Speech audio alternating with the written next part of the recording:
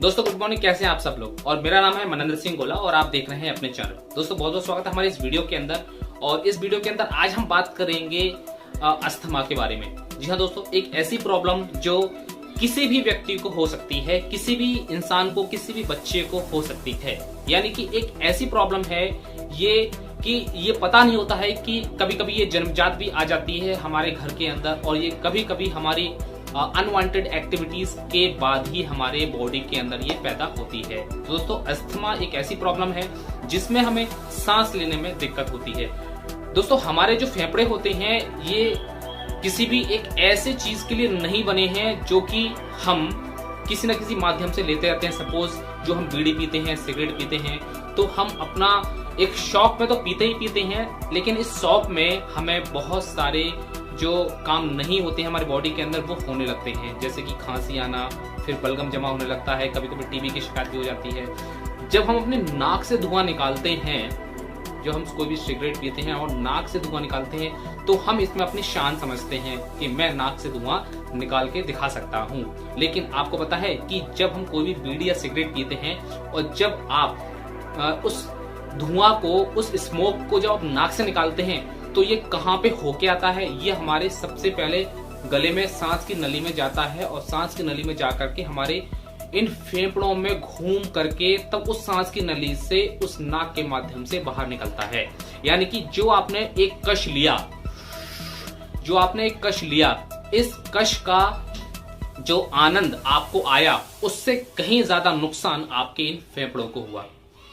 ये जो फेफड़े हैं ये एक अच्छी और शुद्ध हवा को लेने के लिए बने हैं और कार्बन डाइऑक्साइड को बाहर निकालने के लिए बने हैं। इनको अच्छी तरीके से काम करने के लिए सबसे ज्यादा जो जरूरी चीज है वो है ऑक्सीजन, यानी कि शुद्ध हवा। अगर आप इनको शुद्ध हवा नहीं दे सकते हैं, कभी भी आप ये इस तरीके से जो करते हैं, ये जब हम सांस लेते हैं तो ये इस तरीके से करने लगेंगे, और जब ये इस तरीके से करेंगे और एक दिन ये इस तरीके से भी करने लगेंगे, और इस दिन ये बिल्कुल भी करना बंद कर देंगे, तो उस दिन आपको पता चलेगा कि आपके जो फेफड़े हैं वो काम नहीं कर रहे हैं। और आप जब सांस लेने में सक्षम नहीं होते हैं, you have to enable to breathe properly, तो आपको ये महसूस होता है कि अब मुझे खांसी हो रही है। और इसी बीमारी को हम कहते हैं अपनी आम भाषा के अंदर अस्थमा की बीमारी। यानी कि हमें अस्थमा हो चुका है और हमें ये अब जब किसी इंसान को अस्थमा हो जाता है तो एक चीज आपने देखी होगी कि वो कुछ भी करने के लिए तैयार हो जाता है इस बीमारी को ठीक करने के लिए। लेकिन सबसे मेरा पहला और मोस्ट इंपोर्टेंट सवाल ये कि आपने ये अपने अंदर प्रॉब्लम को क्रिएट किया ही क्यों? सबसे बड़ी चीज, आपने कभी भी रामदेव बाबा का जो प्राणायाम होता है उसको कभी भी नहीं किया। कम से कम एक महीने में एक हफ्ते तो कर लेते। अगर एक हफ्ते अगर आपने कर लिया होता तो आपको ये प्रॉब्लम नहीं होती। कम से कम आप सुबह उठ करके मॉर्निंग वॉक को चले जाते तो शायद आपको ये प्रॉब्लम नहीं होती, क्योंकि जब हम बाहर जाते हैं तो हमें शुद्ध हवा मिलती है। तो दोस्तों अस्थमा एक ऐसी प्रॉब्लम है जिसमें हमारे फेफड़े कमजोर हो जाते हैं और हमारा जो श्वास नली होती है, रेस्पिरेटरी सिस्टम होता है, वो कमजोर हो जाता है और हमें सांस लेने में दिक्कत आती है। अब इस बीमारी में हमें कौन से प्रोडक्ट देने पड़ेंगे? इस बीमारी में, इस प्रॉब्लम में अगर आपके आसपास कोई ऐसे व्यक्ति हैं या आपके ही घर में हैं या आप ही इस बीमारी से जूझ रहे हैं, तो इस कंडीशन में आप वेस्टीज के कौन से प्रोडक्ट लेंगे? तो सबसे पहला जो प्रोडक्ट मैं रिकमेंड करने वाला हूं वो है हमारा स्पिरुलिना। सबसे ज्यादा जो रिकमेंड करने वाला हूं वो है हमारा स्पिरुलिना। दोस्तों जो स्पिरुलिना का जो प्रोडक्ट है, ये प्रोडक्ट मैं आपको रिकमेंड क्यों कर रहा हूं? क्योंकि पृथ्वी पर जो ऑक्सीजन का जो जन्म हुआ है, ऐसा माना जाता है लगभग 2000 साल पहले, वो स्पिरुलिना की वजह से हुआ है। और जब हम स्पिरुलिना को यूज करते हैं अपनी बॉडी में, तो हमारे बॉडी में ऑक्सीजन की एक भरपूर मात्रा जनरेट होती है। ऑक्सीजन बहुत तेजी से जनरेट होता है और हमारे जो फेफड़े होते हैं उनको वो ताकत मिलती है जिससे कि हम सांस आसानी से ले सकते हैं। तो ये माना जाता है कि पृथ्वी पर जो ऑक्सीजन की उत्पत्ति हुई थी वो स्पिरुलिना की वजह से ही हुई थी, और इसलिए ये हमारे जितने भी ऑक्सीजन से संबंधित जो काम रहते हैं, जैसे सांस लेना स्पेशली, वो इसमें बहुत ही कारगर साबित होता है। तो स्पिरुलिना का प्रोडक्ट आपको ये इसलिए लेना चाहिए। दूसरा जो प्रोडक्ट है वो है हमारा फ्लैक्स ऑयल। फ्लैक्स ऑयल को मैं क्यों रिकमेंड कर रहा हूँ? फ्लैक्स ऑयल को मैंने इसलिए रिकमेंड किया है ताकि जब हमारे बॉडी के अंदर जो खून बहता रहता है तो यहाँ तक ऑक्सीजन पहुंचना बहुत ही ज्यादा जरूरी होता है। जब तक हमारे दिल में ऑक्सीजन नहीं पहुंचती है ब्लड के माध्यम से, तो उस टाइम भी हमारे दिल को काम करने में दिक्कत आती है। और जब आपके बॉडी में ऑक्सीजन की ही कमी रहेगी तो ये जो फ्लैक्स ऑयल है ये हमारा पूरा साथ देता है कि उस ब्लड को पूरी तरीके से प्योरीफाई किया जाए, पतला किया जाए और वो दिल हमारा पंपिंग करने में अपना पूरा अच्छी तरीके से काम कर सके और हमारी ऑक्सीजन दिल तक पहुंच सके।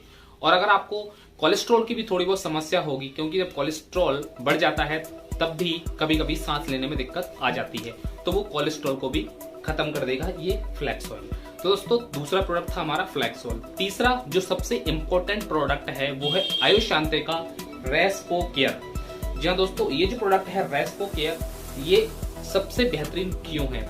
इसका नाम ही बहुत ही सोच समझ कर रखा गया है, रेस्पो केयर। रेस्पो का मतलब होता है रेस्पायरेटरी केयर, उसकी सुरक्षा करना। जैसे कि मैंने स्टार्टिंग में बताया था कि ये हमारा जो श्वसन तंत्र होता है इसको हम कहते हैं रेस्पायरेटरी सिस्टम, और रेस्पायरेटरी सिस्टम को पूरी तरीके से सुरक्षित करने के लिए, इसकी रक्षा करने के लिए ही इस प्रोडक्ट का नाम रखा गया है रेस्पो केयर। तो रेस्पो केयर हमारा सांस से संबंधित जितनी भी दिक्कतें होती हैं, चाहे आपके फेफड़े कमजोर हो गए हों या आपकी जो श्वास की नली होती है उसमें कोई इन्फेक्शन पैदा हो गया हो, या इसके अलावा कोई भी दिक्कत हो, या उसको अच्छी तरीके से पूरा पोषण नहीं मिल रहा हो, तो रेस्पो केयर जो कैप्सूल है ये आपकी पूरी हेल्प करेगा। तो रेस्पो केयर आप तीसरा प्रोडक्ट जरूर लेंगे, क्योंकि इसके बिना सांस की प्रॉब्लम दूर नहीं हो सकती।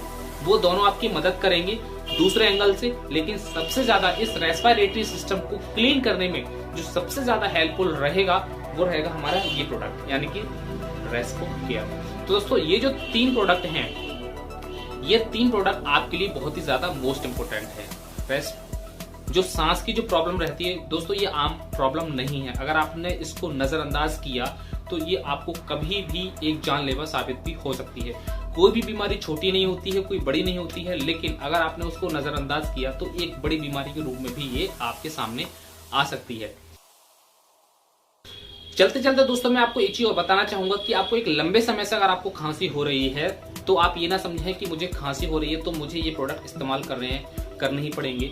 सबसे पहले आप उसको एक टेस्ट के माध्यम से पहले देखेंगे, यानी कि अपना एक टेस्ट कराएंगे, ब्लड टेस्ट कराएंगे अपना एक लैब पे जाकर के। तो उसमें आप एक इस्नोफिलिया नाम का टेस्ट होता है, उसको भी आप जरूर कराइए, क्योंकि इस्नोफिलिया एक ऐसी प्रॉब्लम होती है जिसमें आप कोई भी दवाई खा रहे होंगे तो वो आपकी खांसी नहीं जाएगी, बराबर किसी भी मात्रा में नहीं जा रही होगी। और जब आप टेस्ट कराते हैं तो आपको उसमें निकलता है कि मुझे इस्नोफिलिया हुआ है, तो आपको उसमें इस्नोफिलिया की एक दवाई दी जाती है। और ये जो प्रोडक्ट मैंने आपको बताया कि जो रेस्पो केयर है वो इस्नोफिलिया में भी काम करता है, क्योंकि ये आयुर्वेदिक प्रोडक्ट है, कोई भी इन्फेक्शन होगा तो वो दूर हो जाता है। तो ये टेस्ट आप जरूर कराएं। और फिर भी अगर आपकी खांसी नहीं जा रही तो टीबी का टेस्ट आप जरूर कराइए, क्योंकि टीबी अगर आपको निकलती है तो आप फिर अपना टीबी का ट्रीटमेंट कराएं। फिर ये जो 3 प्रोडक्ट मैंने आपको बताए इनको आपको लेने की जरूरत नहीं है। अगर आपको एक नॉर्मल खांसी है, इस्नोफिलिया है, या नॉर्मल जो खांसी हमें मौसम बदलते समय होती रहती है, तो आप इन तीनों प्रोडक्ट को इस्तेमाल कर सकते हैं। लेकिन टीबी अगर आपको हो रही है तो इनको आप इस्तेमाल ना करें। इसके लिए फिर कोई दूसरे अन्य प्रोडक्ट हैं आप उनको इस्तेमाल करेंगे, जो मैं आपको अपनी आने वाली वीडियो में जरूर बताऊंगा। लेकिन जब पक्का हो जाएगा मैं तभी बताऊंगा, उससे पहले मैं आपको नहीं बताऊंगा। तो दोस्तों ये थी आज की हमारी वीडियो अस्थमा के ऊपर। और आज की ये वीडियो आपको कैसी लगी हमें आप कमेंट करके आप जरूर बताएं। अगर आपको कोई भी बीमारी के बारे में प्रोडक्ट जानना है तो हमें ये कमेंट बॉक्स इसलिए दिया जाता है ताकि आप अपनी कोई भी प्रॉब्लम इस कमेंट बॉक्स में लिख सकें। अगर आपको कोई वीडियो बनवानी है तो भी आप अपनी इस वीडियो को बनवा सकते हैं, जिससे कि आप अपने लोगों तक ये इन्फॉर्मेशन पहुंचा सकें। तो मैं उस टॉपिक पर वीडियो आपको जरूर बना के दूंगा। तो दोस्तों ये थी आज की हमारी वीडियो। मिलते हैं अपनी एक नेक्स्ट वीडियो के अंदर। तब तक अपना ख्याल रखिए, सुरक्षित रहिए और इस 2020 में आप बने रहिए हमारे साथ। और हाँ, हार्दिक शुभकामनाएं इस 2020 के लिए, आपके लिए नए साल की बहुत बहुत हार्दिक शुभकामनाएं। Okay, thank you so much, have a nice day, wish you well.